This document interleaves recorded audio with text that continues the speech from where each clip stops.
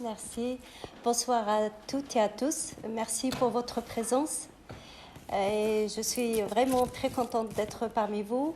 Donc, je parlerai ce soir de la liberté de conscience, de l'islam et des musulmans. La liberté de conscience, c'est le fait de reconnaître à l'individu le droit d'avoir les convictions religieuses ou non religieuses de son choix ou de ne pas en avoir. La liberté de conscience en tant que droit juridique et politique est un acquis de la modernité. Il est inscrit dans l'article 18 de la Déclaration universelle des droits de l'homme qui a été votée en 1948. En 1948, 8 États n'ont pas voté cette déclaration, dont l'Arabie saoudite. 2 États n'ont pas participé au vote dans le Yémen. Donc 2 pays musulmans ont considéré que cette déclaration universelle des droits de l'homme n'est pas conforme à l'islam, 2 pays qui sont situés dans la péninsule arabique. Je précise cela car 7 ou 8 peut-être pays musulmans ont voté cette déclaration en 1948. Je cite le Pakistan, l'Irak, la Syrie, l'Égypte, l'Iran, la Turquie et je pense même l'Afghanistan ont signé cette déclaration à ce moment-là. Comment expliquer cela? Eh bien, on l'explique par le fait que les pays musulmans, entre le début du 19e siècle jusqu'à la fin de la première moitié du 20e siècle, environ les années 1950, ont connu ce qu'on appelle en arabe la Nahda. La Nahda est traduite souvent par Renaissance. Donc, on connu une période qu'on appelle la période de la Renaissance, qui est une période de grandes réformes politiques et sociales qui a permis à ce moment-là aux pays musulmans d'abolir l'esclavage. Et le premier pays à l'avoir aboli, c'était la Tunisie en 1846. C'est à ce moment-là aussi, donc lors de la Nahda, que le système de la démitude, c'est le statut qu'on réserve aux juifs et aux chrétiens qui vivent dans la société musulmane. Donc c'est un statut inférieur.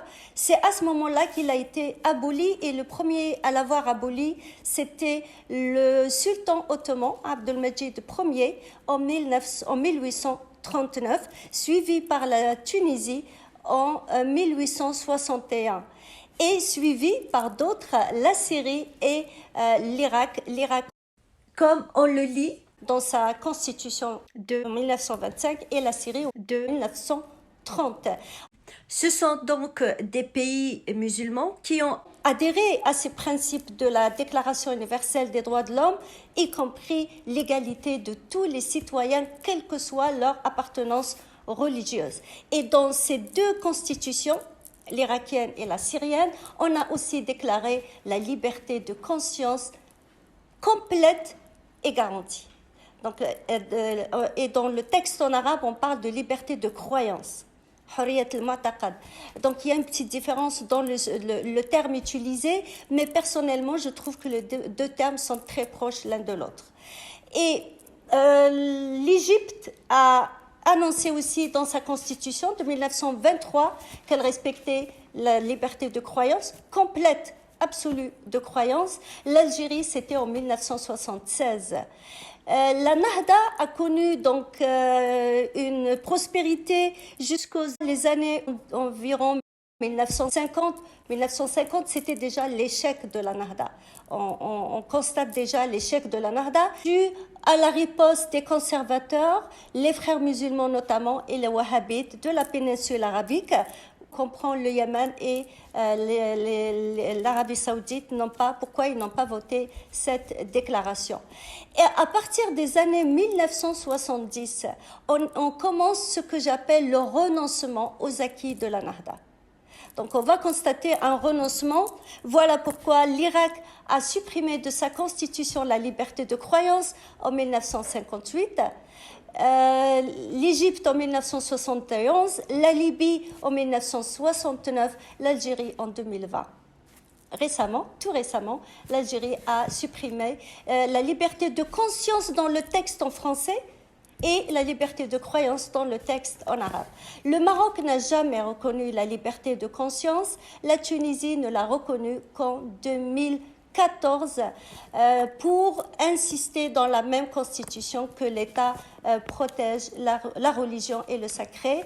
Personnellement, je considère cela comme reconnaître et ne pas reconnaître en même temps cette liberté de conscience.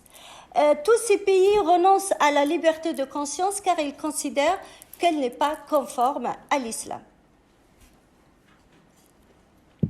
Voilà pourquoi je pense qu'il est important qu'on interroge le Coran pour voir ce que dit le Coran au sujet de la liberté de conscience. Quand on lit le Coran, on réalise que plusieurs articles, plusieurs versets parlent de la liberté de conscience, ou en tout cas, c'est ce qu'on peut comprendre à travers ces versets. Il y a des versets qui évoquent l'apostasie. L'apostasie, telle que les religieux musulmans l'ont définie, c'est le fait qu'un individu adulte et responsable quitte publiquement ou renie publiquement, donc le terme publiquement est important, publiquement sa religion pour appartenir à une autre religion ou ne pas avoir de religion du tout. Donc l'apostasie est évoquée dans au moins 7 versets coraniques. J'ai compté 7, mais il peut y en avoir plus. Donc tous ces versets parlent de l'apostasie ou de l'apostat en précisant qu'il aura un châtiment sévère, mais de la part de Dieu seulement. Aucun de ces versets ne dit que la société doit punir, encore moins tuer l'apostat.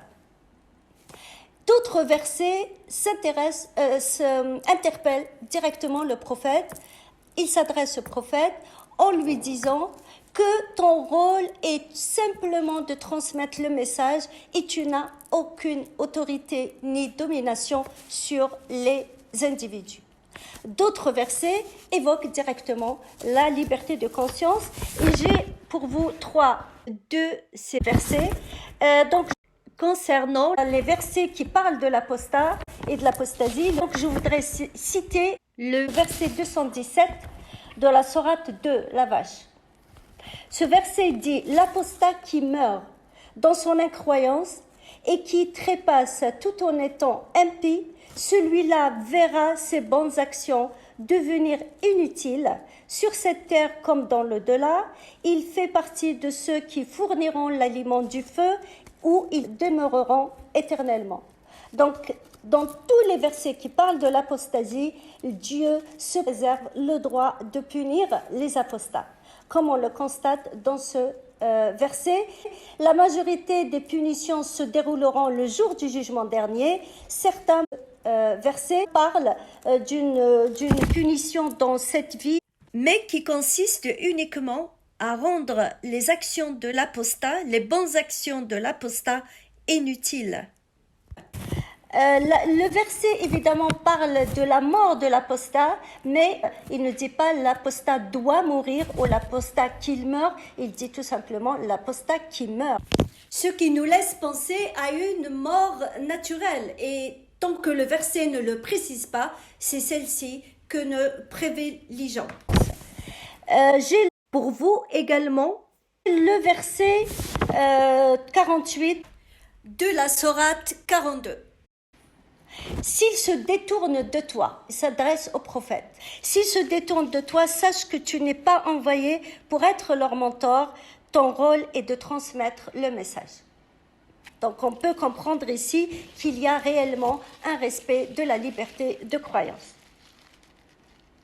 J'ai d'autres versets, du verset 21 à 26 de la sourate 88.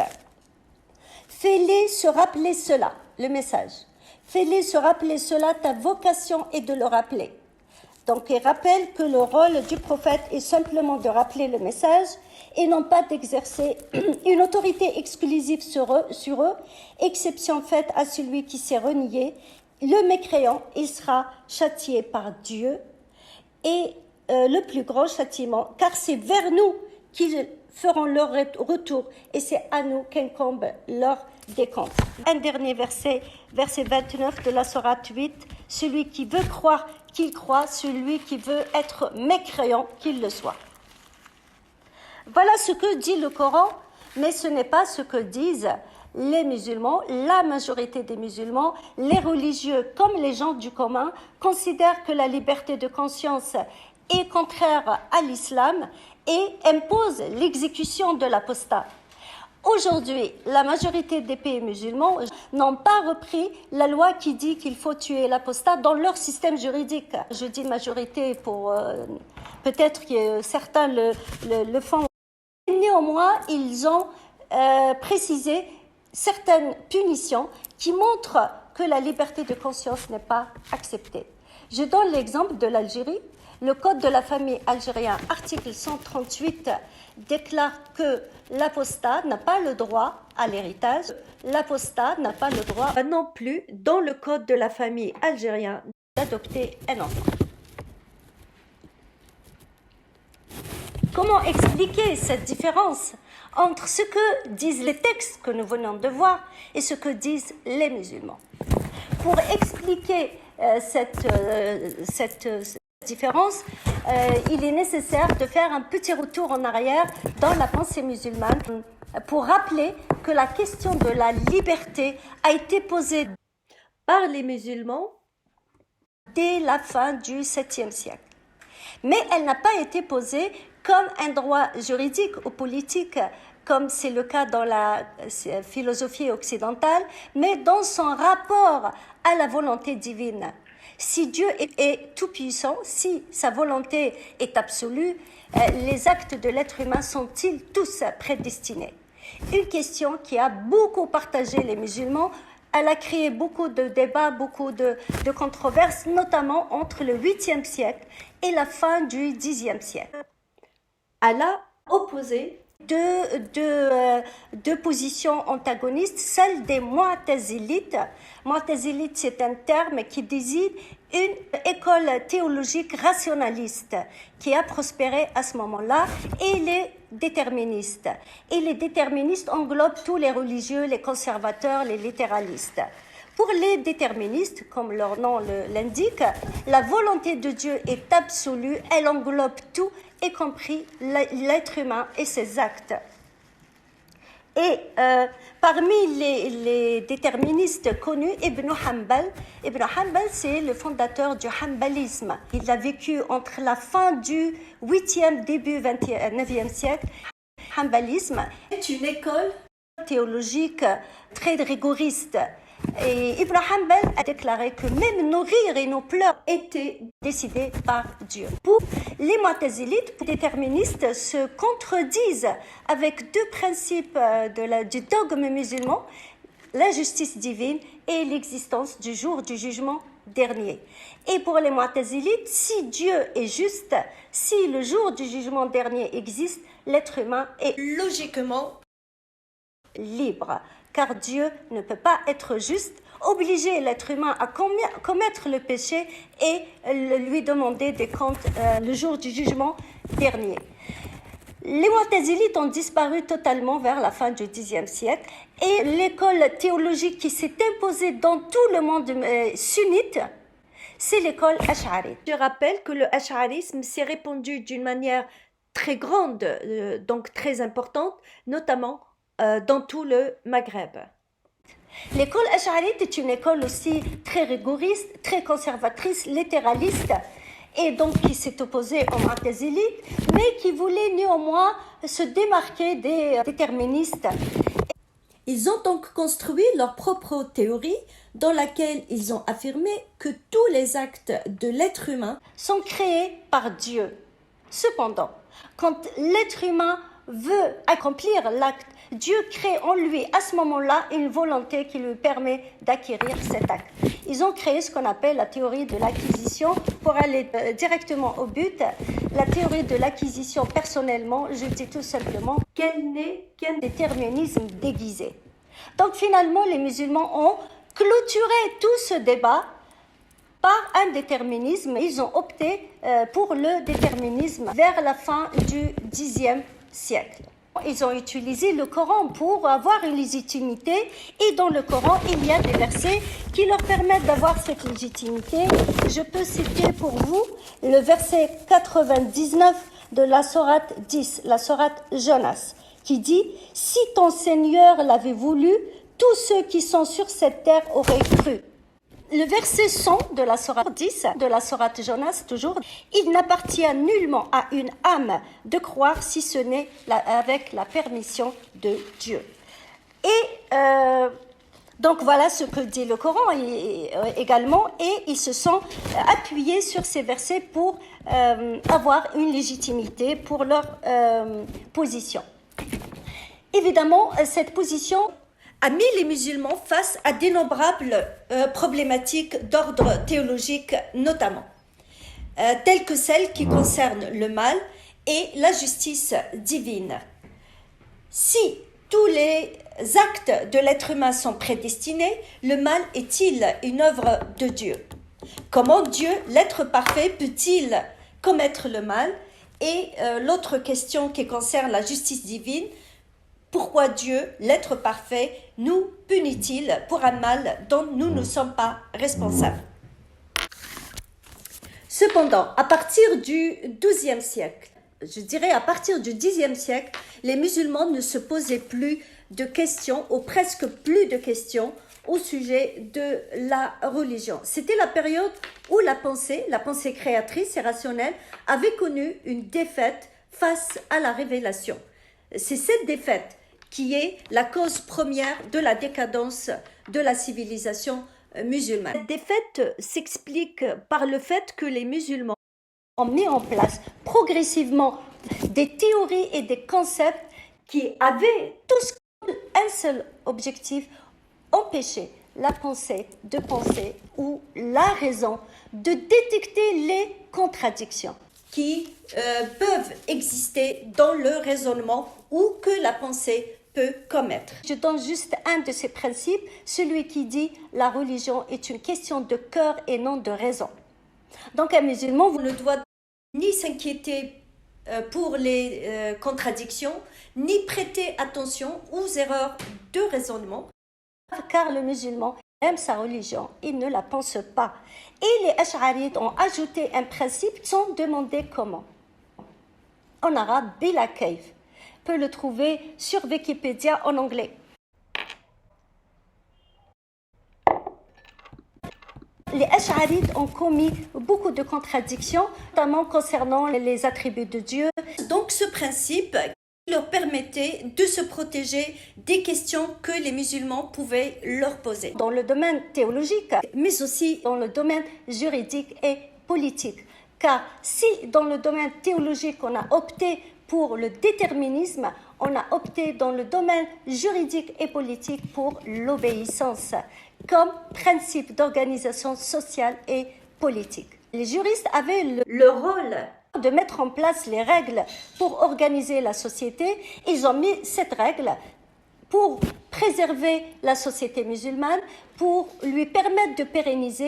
Pour les juristes, l'individu devait donc obéir à Dieu, aux prophètes et à ceux qui ont l'autorité. Et là aussi, ils se sont appuyés sur un verset, le verset 59 de la sourate 4, la sourate Les Femmes, qui dit « Obéissez à Dieu, aux prophètes et à ceux qui ont l'autorité parmi vous ». Une petite remarque, le déterminisme qui nie toute volonté à l'être humain, le fait de lui demander d'obéir, c'est déjà une contradiction. Pourquoi demander à l'être humain d'obéir? C'est tout est créé par Dieu. Mais on ne se pose plus de questions, il faut juste obéir. Et les juristes n'ont pas seulement décidé que l'individu devait obéir à la société, ils ont également décidé que s'il n'obéissait pas, il allait être puni. Et la plus grande punition est celle qui concernait l'apostat. L'apostat devait tout simplement mourir. C'était en tout cas la décision de la majorité d'entre eux. Comment expliquer cela? Je viens de citer des versets coraniques qui disent que l'apostat, il n'y a que Dieu qui a le droit de le punir, et les juristes ont décidé de le punir. En réalité, les juristes, contrairement à ce que pensent tous les musulmans, ils ne cherchent pas dans le Coran les lois pour organiser la société. Ils mettent au point les lois et ils vont chercher dans le Coran ce qui donne une légitimité à leurs lois. Donc ils ont été chercher dans le Coran et ils ont trouvé d'autres versets qui ont donné une légitimité à leurs décisions juridiques et politiques. Il y a dans le Coran évidemment des versets surtout qui ont été révélés dans la deuxième période de l'islam. Il y a la première période, celle de la Mecque, et la deuxième période, celle de Médine. Celle de Médine où il y a eu beaucoup de guerres avec les non-musulmans, et donc ces versets appellent à tuer les non-musulmans. Parmi ces versets, on peut citer le verset 33 de la sourate 5, étant donné qu'il dit que celui qui commet ce qu'il appelle la corruption sur terre, donc du mal sur terre, doit être tué, crucifié, ses membres coupés. Et les juristes ont utilisé ce verset en considérant que l'apostat commet le mal sur terre. À condition évidemment qu'il annonce publiquement son apostasie. Car un apostat qui se tait, qui ne le dit pas, ne nuit pas à la société. Quant au verset qui affirme la liberté de conscience, comme celui qui dit « celui qui veut croire, qu'il croit », et celui qui ne veut pas croire ou qui veut être mécréant qu'il le soit, pour les juristes, il concerne les non-musulmans. Donc un non-musulman a la liberté de croire à l'islam ou de ne pas croire, mais un musulman de naissance ou qui a adopté la religion musulmane n'a pas le droit de quitter l'islam. D'autres arguments ont été présentés pour donner légitimité à cette position. Le premier argument, c'est un hadith. Hadith, c'est une parole du prophète dans laquelle il aurait dit « Celui qui change sa religion, tuez-le ». Il faut savoir que le prophète n'a rien écrit, il n'a rien rédigé. Les premiers recueils de ces paroles ont vu le jour 150 ans après la mort du prophète. Et ceux qui se sont intéressés donc à les rassembler et dans un même livre, ils se sont retrouvés face à une grande problématique, le nombre important de hadiths et la difficulté de distinguer le hadith authentique du hadith qui n'était pas authentique. Ils ont mis en place des méthodes et des règles. Dont l'une est très importante, que le hadith ne se contredise pas avec le Coran. Or, ce hadith se contredit avec le Coran. Aucun moment le Coran ne dit qu'il faut tuer l'apostat. Cependant, c'est le hadith que les juristes ont pris en considération. Un autre élément qu'ils utilisent, ce qu'on appelle les guerres d'apostasie. Les guerres d'apostasie sont des guerres qu'Abu Bakr, le premier calife qui a succédé au prophète, a menées contre certaines tribus de l'Arabie qui avaient décidé de ne pas payer l'impôt à l'État musulman. Donc ils ont décidé de ne pas le payer et Abu Bakr leur a fait la guerre pour qu'ils payent l'impôt, ou ce qu'on appelle en arabe la zakat ou l'aumône. Et les musulmans ont appelé ces guerres les guerres d'apostasie. Aujourd'hui, beaucoup de penseurs disent que ces guerres n'étaient pas des guerres d'apostasie, c'était des guerres politiques pour que l'État musulman ne se disloque pas après la mort du prophète. Mais ces gens-là n'ont pas quitté l'islam, ils ont juste décidé de ne pas payer l'impôt. Pour les juristes, ces guerres d'apostasie, ou ces guerres appelées les guerres d'apostasie, justifiaient la décision de tuer les apostats, considérés comme les ennemis de l'islam et de la société musulmane. Ces trois éléments nous permettent de comprendre comment les juristes musulmans ont procédé pour ne pas reconnaître la liberté de conscience, alors que certains versets coraniques, comme nous l'avons vu, nous permettent de comprendre qu'ils la reconnaissent.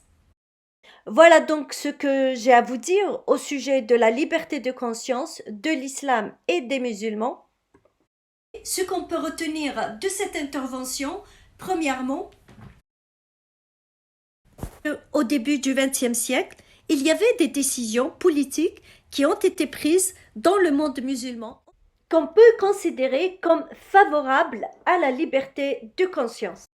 Ensuite, la liberté de conscience a été peu à peu supprimée des textes constitutionnels des pays qui l'ont reconnue. Le deuxième point qu'on peut retenir, c'est que dans le Coran, on trouve des versets que les musulmans pourraient utiliser pour aller vers la reconnaissance de cette liberté de conscience et par conséquent pour s'intégrer dans la modernité. Mais il y a également, comme nous l'avons vu, il y a également d'autres versets qui considèrent que le mécréant est un ennemi de l'islam, que les juristes ont utilisé pour nier le droit à la liberté de conscience pour les individus. Troisième point, le problème qui se pose, que ce soit au sujet de la liberté de conscience ou d'autres sujets, réside moins dans les textes que dans l'absence de volonté de changer ou d'évoluer de la part des musulmans. Quatrième point, les législateurs qui ont décidé de supprimer la liberté de conscience de leur texte constitutionnel n'ont pas essayé de fournir le moindre effort de travailler au sein des textes pour résister aux conservateurs et défendre la liberté de conscience. Quatrième point, les musulmans n'arrivent pas encore aujourd'hui à s'émanciper de l'emprise du passé et de l'emprise des anciens, considérés comme ceux qui détiennent la vérité. Dernier point, il y a donc un travail à faire au niveau des textes, mais aussi au niveau psychologique et épistémologique. Voilà ce que j'ai à vous dire. Merci pour votre attention.